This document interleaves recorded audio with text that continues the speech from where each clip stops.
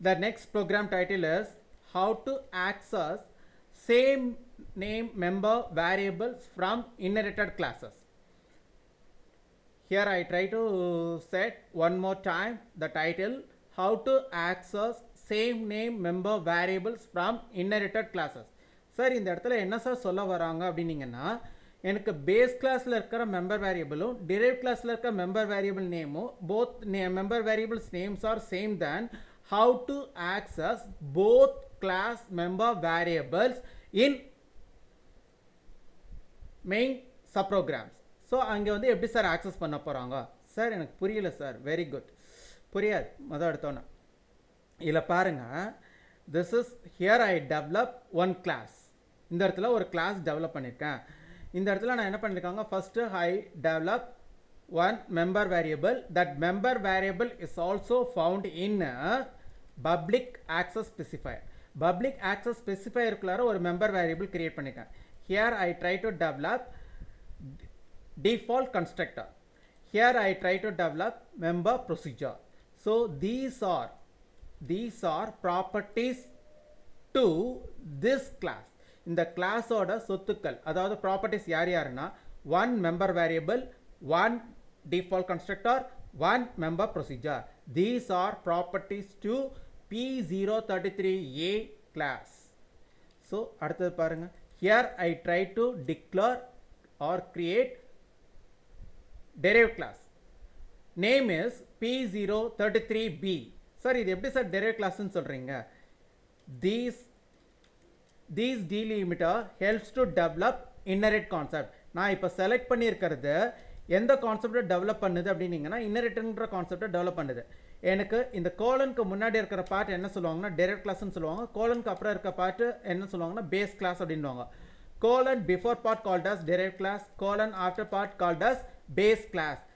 Base class we should mention before, அதாவது நம்ம வந்து பேஸ் கிளாஸை ஏற்கனவே மென்ஷன் பண்ணியிருக்கணுன்றாங்க. சரி, now here I try to develop derived class. இந்த இடத்துல நான் வந்து here I try to develop one derived class.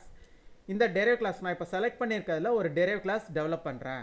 So இந்த derived classல என்னென்ன சார் டெவலப் பண்ணுறோம் அப்படின்னா, this derived class is also has same properties. நல்லா மைனூட்டாக வாட்ச் பண்ணுங்கள், இதுதான் இதில் இம்பார்ட்டண்ட். இதில் என்னென்னா, so here also declared one member variable.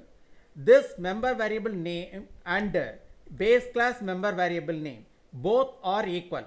நான் இங்கே என்ன சொல்ல வரேன்னா, டெரைவ் கிளாஸில் இருக்க மெம்பர் வேரியபிளோட நேமும் பேஸ் கிளாஸில் இருக்கிற மெம்பர் வேரியபிள் நேமும் சேமாக இருக்குது.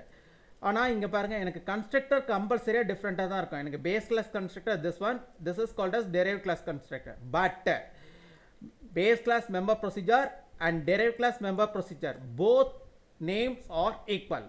எனக்கு பேஸ் கிளாஸில் இருக்கிற மெம்பர் வேரியபிளோட நேமும் எனக்கு பேஸ் கிளாஸில் இருக்கிற டெரைவ் கிளாஸில் இருக்கிற மெம்பர் வேரியபிள் நேமும் ஈக்குவல். அதாவது என்ன சொல்கிறாங்கன்னா, பேஸ் கிளாஸில் இருக்கிற மெம்பர் வேரியபிள் நேமும் எனக்கு டெரைவ் கிளாஸில் இருக்கிற மெம்பர் வேரியபிள் நேமும் equal. Base class contain member procedure and then derived class contain member procedure. Both names are equal. Like show data, ரெண்டுலையுமே show data தான் இருக்குது. இதை எப்படி differentiate பண்ண போகிறோம்? How we are differentiate? This is base class show data, this is derived class show data னு எப்படி mention போகிறோம். This is base class member variable x, this is derived class member variable x அப்படின்றது எப்படி sir differentiate பண்ண போகிறோம்? அதுதான் இந்த இடத்துல நம்ம ஹிண்ட்டில் என்ன சொல்லியிருக்காங்க அப்படின்னீங்கன்னா, மைனூட்டாக வாட்ச் பண்ணிங்கன்னா உங்களுக்கே தெரியும். Scope resolution operator helps to differentiate base class properties and derived class properties. Sir எனக்கு புரியல சார், இங்கே நீங்கள் எழுதியிருக்கிறது வேறு, ஆனால் இப்போ ஓவரலாக சொல்லியிருக்கிறது வேறையாச்சே. குட். இப்போ இதில் வந்துட்டு scope resolution operator helps to access base class properties by derived class object while both class properties names are equal. திரும்ப நான் இது வந்து ரீட் பண்ணிவிட்டு உங்களுக்கு எக்ஸ்பிளைன் பண்ணுறேன். Scope resolution operator helps to access scope resolution operator helps to access scope இந்த இதை நான் செலக்ட் பண்ணிக்கிறேன், இதுதான் நான் வந்து ரீட் பண்ண போகிறேன்.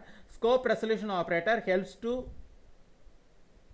access base class properties like member variables or member subprograms by derived class object while both class properties names are equal.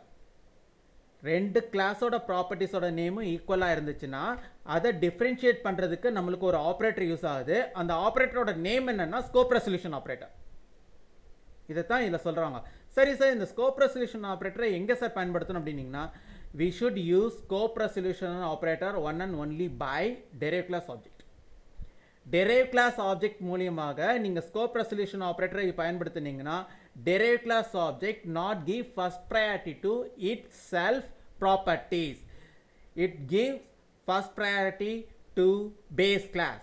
இந்த இடத்துல நம்ம என்ன சொல்ல வராங்கன்னா, இப்போ நீங்கள் scope resolution operator பயன்படுத்தலைன்னா derived class object give first priority to itself properties. derived class object அது contain பண்ணியிருக்க ப்ராப்பர்ட்டிக்கு தான் ஃபர்ஸ்ட் ப்ரையாரிட்டி கொடுக்கும். யார்? derived class object. derived class object give first priority to itself properties. derived class object எதுக்கு first priority கொடுக்கும்னா அந்த கிளாஸோட ப்ராப்பர்ட்டிக்கு தான் first priority கொடுக்கும் அப்படின்றாங்க. சரி, இந்த இடத்துல பாருங்க, இப்போ இதுதான் derived classோட ப்ராப்பர்ட்டிஸ். இதுக்கு தான் ஃபர்ஸ்ட் ப்ரையாரிட்டி போகுமா? அப்போ பேஸ் கிளாஸ்க்கு போகாதுன்றாங்க. அப்போது இந்த பேஸ் கிளாஸ்க்கு வரணும்னா நம்ம எதை பயன்படுத்த சொல்கிறாங்க? Here we should use scope resolution operator by derived class object. இந்த derived class object மூலியமாக நீங்கள் scope resolution operator யூஸ் பண்ணீங்கன்னா this scope resolution operator try to access base class properties. Base கிளாஸோட ஆப்ரேட்டிஸை பேஸ் கிளாஸோட ப்ராப்பர்ட்டிஸை ஆக்சஸ் பண்ணுறதுக்கு பயன்படக்கூடிய operator தான் ஸ்கோப் ரெசல்யூஷன் ஆப்ரேட்டர்ன்ட்டாங்க. நான் here return back to main special subprogram. main special subprogram குள்ளார என்டர் ஆகிட்டோம்.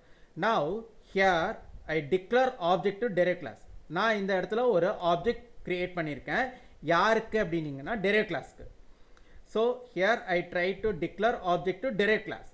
சரி சார், இப்போ இந்த ஆப்ஜெக்ட் டிக்ளரேஷன் பார்ட் நேராக இந்த இடத்துக்கு போயிடும். நம்ம இப்போ derived class declaration பார்ட்டுக்கு போயிடும். derived class declaration பார்ட் எதுக்கு போகும்? பேஸ் கிளாஸ்க்கு என்டர் ஆகும். பேஸ் கிளாஸ் இன்னரேட் டெவலப் பண்ணியிருக்க பார்ட்டுக்கு போகும். இன்னரேட் டெவலப் பண்ணியிருக்க பார்ட் எதுக்கு போகும்னா நம்மளுக்கு பேஸ் கிளாஸ் டிக்ளரேஷன் பார்ட்டுக்கு போயிடும். இந்த பேஸ் கிளாஸ் டிக்ளரேஷன் பார்ட்டில் கர்சர் நிற்கும். இப்போ இதில் வாட்ச் பண்ணும். This definition part has constructor or not? Yes, constructor found here itself. இந்த இடத்துல ஒரு கன்ஸ்ட்ரக்டர் இருக்குது. அது என்ன கன்ஸ்ட்ரக்டர்? Default constructor.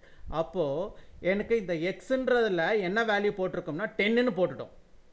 எனக்கு இந்த 10ன்ற வேல்யூ நான் எக்ஸில் வந்துட்டு நான் வந்து ஓவர் ரைட் பண்ணலைன்னா என்ன சார் எக்ஸில் வேல்யூ இருக்கும்னா ரேண்டம் வேல்யூ, அதாவது எனக்கு ஜங்க் வேல்யூ தான் எக்ஸில் இருக்கும். இப்போ அந்த ஜங்க் வேல்யூ வந்துட்டு எரேஸ் ஆகிட்டு இந்த 10ங்கிற வேல்யூவை எக்ஸில் காப்பி பண்ணுறோம். எந்த மெம்பர் சப்ரோகிராம்ஸ் மூலியமான கன்ஸ்ட்ரக்டருங்கிற ஒரு ஸ்பெஷல் மெம்பர் சப்ரோகிராம்ஸ் மூலிமா பேஸ்ட் பண்ணிட்டோம்.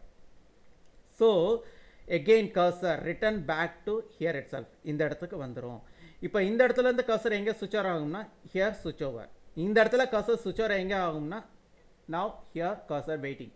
so this definition part try to process. இந்த definition part process ஆகிறதுக்கு தயாராக இருக்கும். இப்போ இந்த here compiler watch it out. this definition part has default constructor or not? இந்த definition பார்ட்டுக்குள்ளார default constructor இருக்குதா இல்லையான்னு வாட்ச் பண்ணும். yes, here also found default constructor. இந்த இடத்துல நம்மளுக்கு டிஃபால்ட் கன்ஸ்ட்ரக்டர் இருக்குது. அப்போது இந்த derived கிளாஸில் இருக்கிற எக்ஸுங்கிற ஒரு மெம்பர் வேரியபிளுக்கு என்ன போட்டுட்டோம்? 20 போட்டுட்டோம். யார் மூலிமா? this class contain default constructor. this class contain default constructor override junk value from x member variable. x